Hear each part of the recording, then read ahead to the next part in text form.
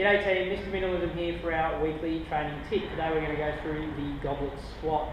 Now I love the goblet squat because it really enables someone to learn the basics of squatting quite quickly due to the feedback it gives and the ability to put your body in the correct position while squatting. So we've got things like, to learn how to squat, we can deload the squat by adding things like our TRX, where we can sit there and deload into our squat. Someone that struggles getting down to that bottom position, we can establish that position, get someone comfortable with being in that deep squatting pattern. But eventually we're going to have to get someone comfortable with either doing a body weight squat or a weighted squat to get down to that position to prove that they have true mobility to go into our front squat and our back squat type barbell work. And that's where our goblet squat comes in. Using the counterbalance at the front, you can really sink into the back into your squatting pattern, get to full range of motion. You can use those elbows to push those knees apart to wake up those hips, and it also teaches you that strong drive out of the bottom position. So starting for our goblet squat, we're going to get our hands around the horns, and we're going to start in our squatting stance, feet heels shoulder width apart, toes turn out on 30 degrees, and that's where we begin the movement.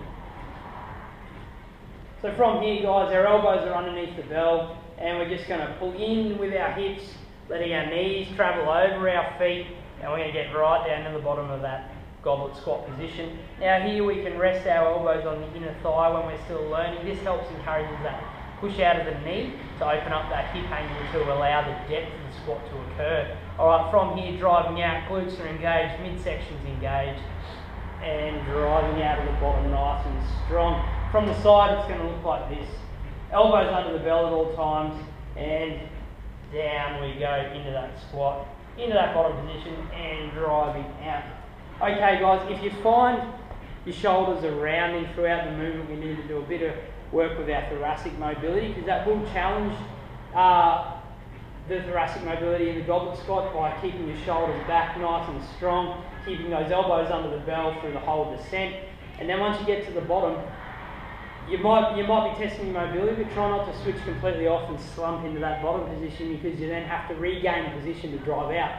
So staying tight and getting into the bottom of the squat is essential to actually being able to drive out of the squat in a strong, safe stance.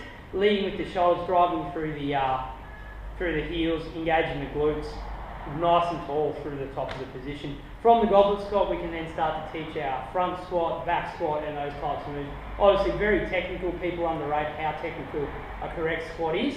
So if we learn right from the first time, we can then build into more technical versions of the squat with our barbells, so forth, double rack kettlebells, to really make sure our squat pattern's nice and tight, so it doesn't present any issues down the track. There you have it, guys, our weekly training tip. Tune in next week, and don't forget, less is more.